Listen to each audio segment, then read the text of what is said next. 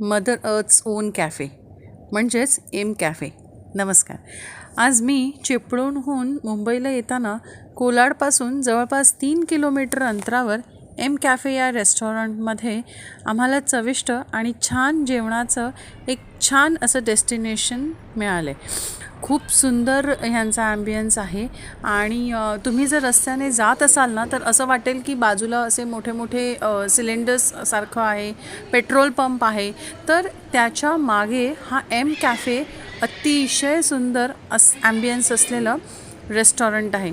यांच्याकडे उत्तम जेवणाची सोय आहे आणि मोदक, पुरणपोळीसारखे पदार्थही तुम्हाला इथे छान त्याचा आस्वाद घेता येतो. यांचे रेस्टॉरंट कुठे आहे आणि कोणते कोणते पदार्थ मिळतात हे तुम्ही यांच्याकडूनच ऐका. नमस्कार. आपलं एम कॅफे म्हणून रेस्टॉरंट आहे, प्युअर व्हेज ऑर्गॅनिक.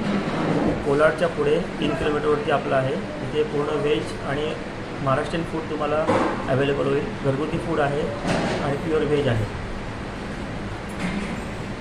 मोदक आहेत आपल्याकडे ट्रेडिशनल, पुरणपोळी आहे, कोथिंबीर वडी आहे, पिठला भाकरी आहे, झुणका भाकरी आहे, ठेचा भाकरी आहे, भजी वगैरे आहेत. सगळं महाराष्ट्रीयन फूड तुम्हाला इथे अवेलेबल होईल सगळं. आज मला कोणीतरी सांगितलं की हे छान हॉटेल आहे म्हणून, आणि रस्त्याला अगदी आपण मुंबईला जाता जाता वाटेत आहे. त्यामुळे तुम्ही नक्की या हॉटेलमध्ये येऊन या सर्व मेन्यूचा आस्वाद घ्या.